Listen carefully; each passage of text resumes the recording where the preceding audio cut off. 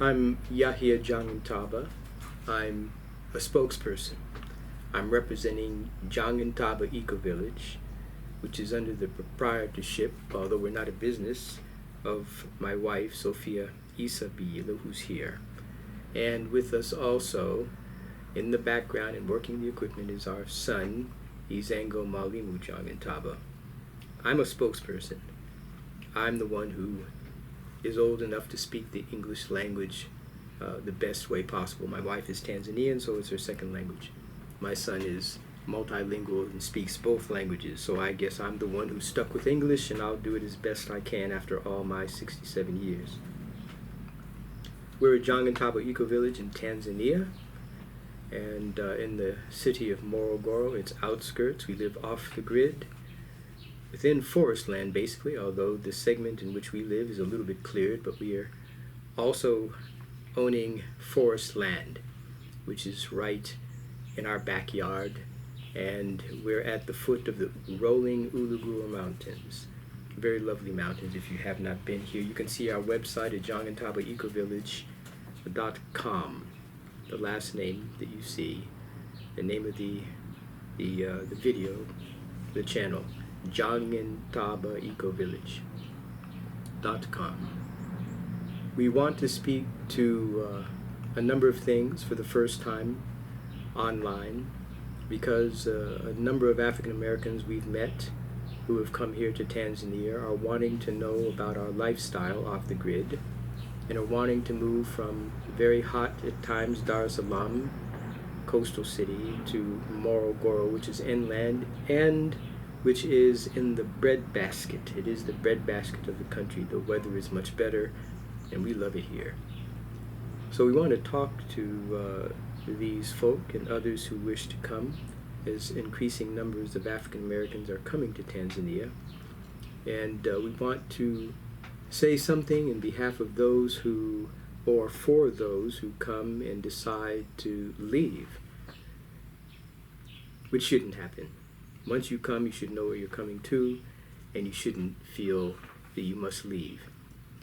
We want to talk with a certain language. It's the general title of what we will name our discourse. Here and there. Here and there. Some of these topics I'll cover later, but here and there is what language I'll be using. We are here, and you are there. If you're not here, in this country or on this continent, you're there. We are not there. I was born there and raised there. I went to school there. I was a professor there and so forth as a career. And I've been here for a long time. My son was born there, in the land of my birth and yours, and he is now here. He's been here for most of his life, but steadily for the last 7 years, is it? My wife is from here. She was born here. She was raised here. She is here people. And so we have here and there that are married, and our son who's half there and here. But we're all living here. And as you notice from the title of our discourse, I'm using a capital T and a capital H. And so when I say here, this is what I'm speaking of. So what you'll be doing, I hope, as you see how things are going there, is that you'll be journeying here. Where are you going? I'm traveling to here. That's where this is. This is what you'll say. It's interesting language. I'm journeying to here. The best thing to do, before I get into some details, and we'll be just kind of meandering around in our talk, the best thing to do in coming here is not simply to say I'm going there, but I'm going back there. Not simply I'm going here, but I'm going back here. Here is the place of our ancestral origins, but here is also the place of our human beginnings. and it's a good way to see things, that I'm going back to the place of our human beginnings in order to begin anew, to begin afresh. And we want to begin with that premise, with that background, as we go quickly now into a discussion of what we can do for African Americans who are coming here. Not all, but all in one way and some in another way. If you'll take a look at our website, Jongintaba Eco Village, we are, by wish more than actuality, an eco village. We are 3 who live here, so we're a village of 3. We have right now a few workers who are living here. We've had as many as 10 and 12 who actually have resided here from out of town, some of them relatives.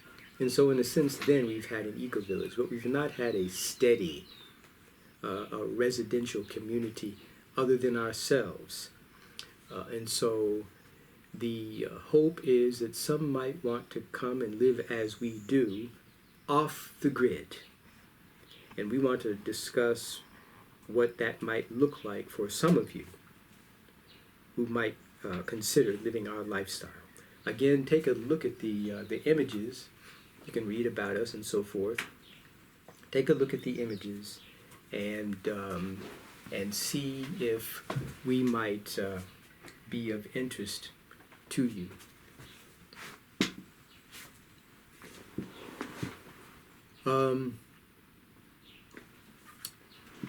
We have discussed some possibilities for who might be able to come and live with us. The first group that we're thinking of is comprised of African American females. The reason for this is, my wife is here, please say hello. Hello. Yes, and your name is? Sophia Isabiyila. And you're from? Tanzania, in Mwanza region. Yes, there you go. She sounds like an African. She's told you where she's from. I'm not an African American male inviting females here, just in case you want to know. But we've discussed this. My son, say hello also. Hello. Yes, we've discussed this. And it's particularly difficult, we think, for African American females to come here because this is a patriarchal world. And it is not as easy for women, I do believe, to get along and to be limitless in their movement and so forth, unharassed. I don't mean attacked and so on and so forth necessarily, any more than that could happen in the United States, and probably far less here. But certainly you would attract a lot of attention, and there would be a lot of people always who are interested for the sake of taking advantage. It's assumed that you come here with money, and certainly you come here with a certain privilege because you're from there. And a great number of people, I wouldn't state a percentage, but I think you understand, wish to leave here and go there because they think there is better. That may change, and I think you understand why, even though that is not fully understood here. We want to speak to African American women who might want to live as we live. We live sustainably. It is our goal to survive. Any possibilities, any scenarios whatsoever, we want to be able to survive those, even without money if necessary.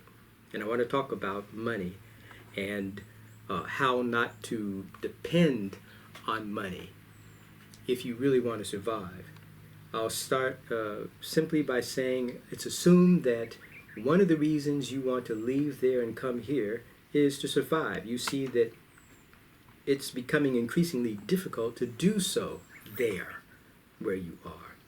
The cost of living is going up and so forth. The level or the degree of police protection is declining, it seems. There's threats on every side from mass shootings and unexpected crimes of all sort of creative kinds. And there are threats to employment and careers, and there's the closing down of industries. It's just endless. It's endless. It's hard to know where the next hit might come. It's hard to know how you might make it through. And I want to say just up front, before I continue that in a few moments, that it's far easier to survive here. People know how to do that, and we'll talk about that in a few minutes.